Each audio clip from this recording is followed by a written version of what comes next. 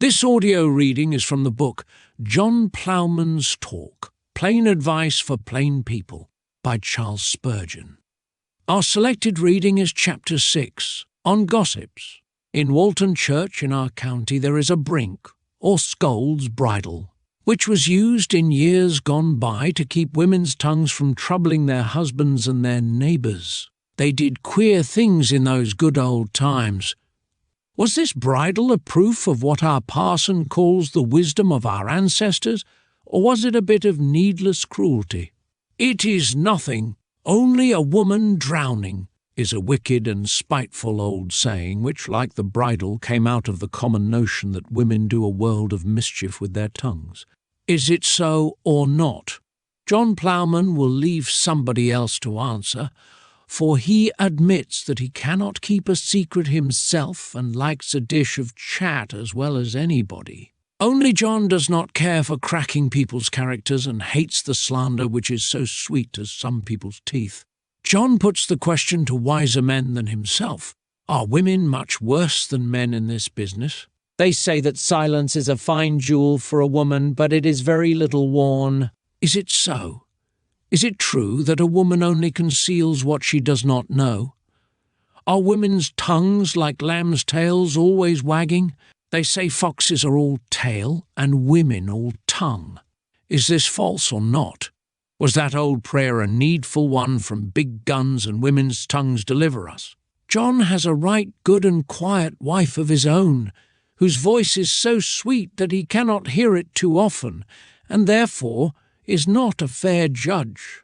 But he is half afraid that some other women would sooner preach than pray, and would not require strong tea to set their clappers going. Still, what is sauce for the goose is sauce for the gander, and some men are quite as bad blabs as the women. What a pity that there is not a tax upon words! What an income the Queen would get from it! But alas, talking pays no toll. And lies paid double, the government might pay off the national debt. But who could collect the money?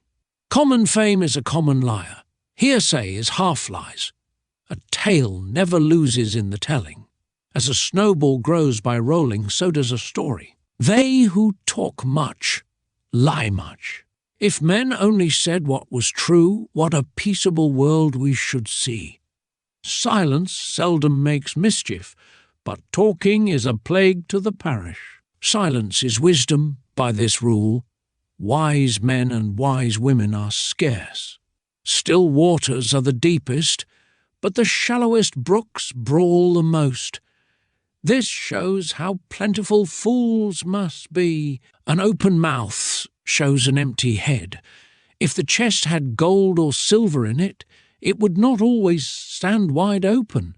Talking comes by nature, but it needs a good deal of training to learn to be quiet.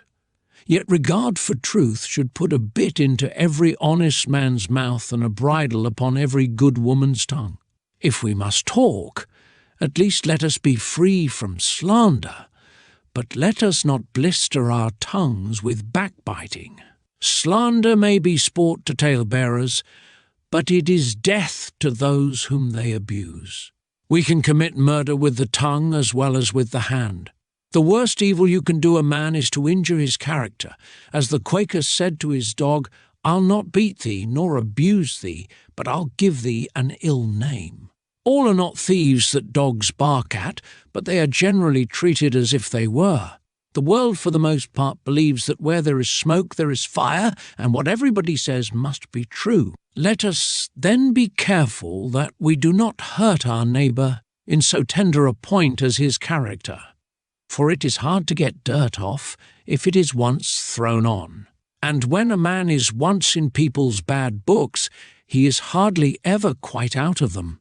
If we would be sure not to speak amiss, it might be as well to speak as little as possible, for if all men's sins were divided into 2 bundles, half of them would be sins of the tongue. If any man offend not in word, the same is a perfect man, and able also to bridle the whole body. Gossips of both genders, give up the shameful trade of tale-bearing. Don't be the devil's bellows any longer to blow up the fire of strife.